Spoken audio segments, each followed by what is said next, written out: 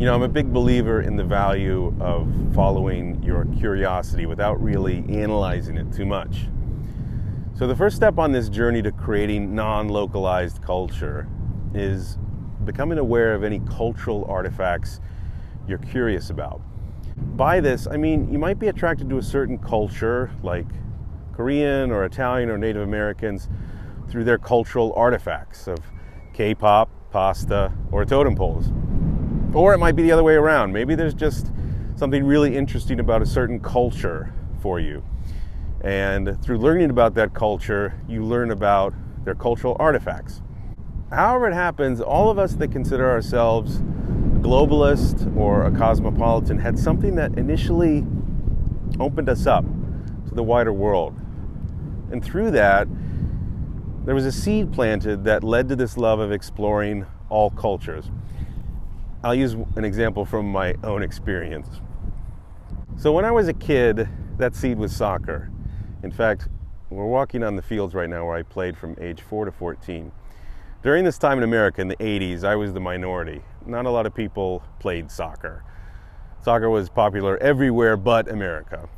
Now, of course, it's changed. Soccer is pretty big in America, especially for young people.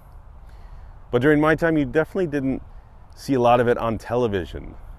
On the rare occasions that I did, the broadcast was usually from England or Italy or Germany or South America.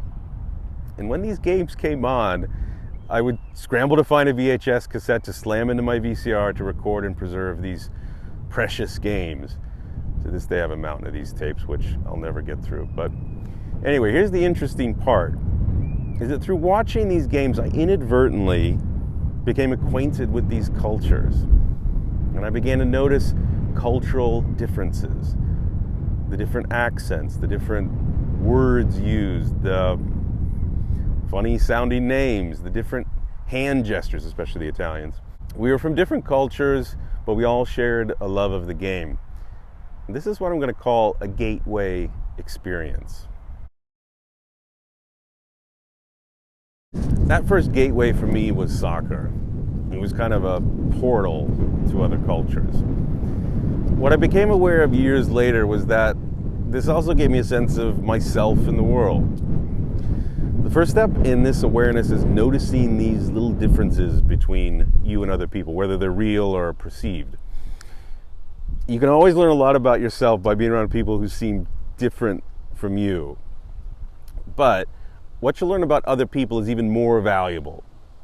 And that is, no matter what corner of the world you're from, we're all much more alike than we are different. For me, this is one of the most beautiful lessons that young people can learn.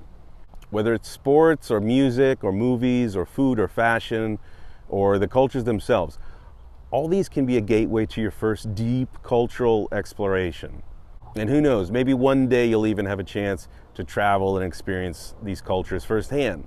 Well, herein lay the seeds. An opportunity, this course, to forge real-world cross-cultural relationships through an online collaboration to create something entirely new. You're a citizen of the world. How lucky are you?